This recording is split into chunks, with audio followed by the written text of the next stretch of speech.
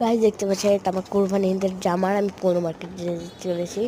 এবার কেন অনেক আগেকার এটা ওকে কিন্তু আমি এটা কোরবানি ঈদে কিনি নাই আজকে পৌর মার্কেটে যাবো তার জন্য এটা কিনেছি বলবেন এই ড্রেসটা কেমন লেগেছে আমার ওয়াশটা বলবেন আর আপনি এটা যদি লাস্টে যে দেখেন কি লিপস্টিক দিয়ে নেয় মনে করবেন না লিপস্টিক কম ছিল লিপস্টিক ছিল না তাই সে লিপস্টিক ছিল অনেক কষ্ট করে বের করে ফুটে দিয়েছি